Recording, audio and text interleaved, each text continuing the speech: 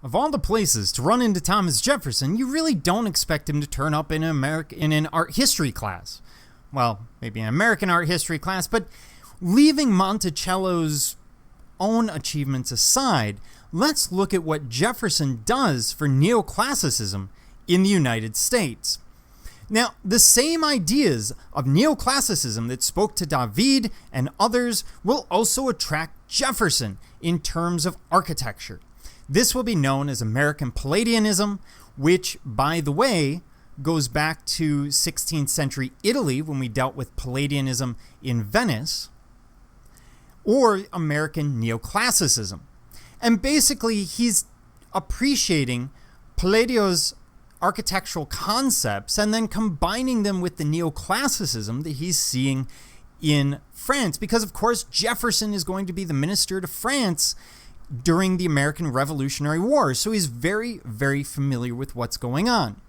He's going to be looking at pieces like the Pantheon on the left there, and that's going to inspire him. It stands for something. It means something, just like neoclassicism in general does in France. And so when he comes back to the United States, he's going to design structures. He's sort of I don't want to call him an amateur architect, but he's working in the field, and he will design pieces such as the Virginia State House based on those Roman rectangular temples that are so common in ruins in Rome and elsewhere. Now, he never travels to Rome, but he does travel to the south of France where he would have seen similar ruins. He will also design Monticello, and actually he designs it, builds it, tears it down, starts again. There's a whole history to it. But if you look at Monticello, specifically that dome in the center, it looks exactly like the dome of the Pantheon in Rome, completely with the oculus in the center, the steps around the dome, and the round structure with a classic temple front. He's going to do the same thing at UVA with the rotunda, which is almost a brick copy of the Pantheon in Rome. Again, the oculus is covered, but the steps are there, the round form is there. Now, in the Roman case, this was a Roman temple showing equality of the gods that were worshipped here. In the United States, it becomes the equality of all men.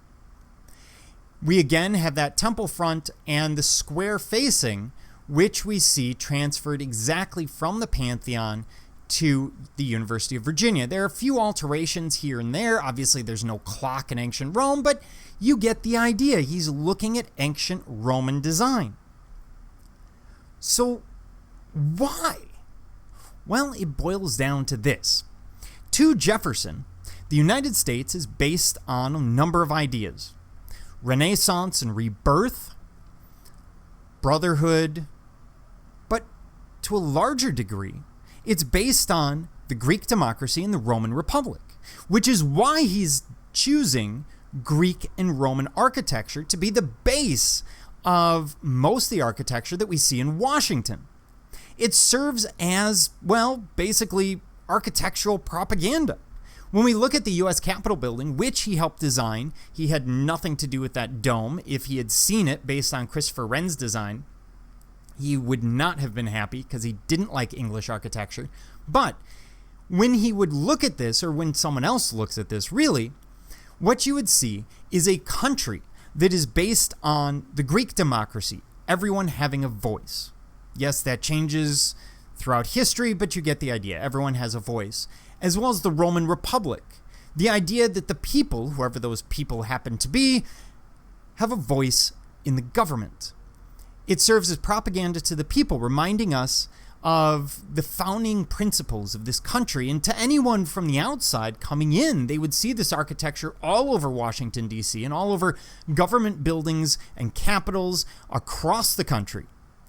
And they would also get an idea that we're based on these classical ideas, on classical philosophy, classical thought, not to mention the Greek democracy and the Roman Republic.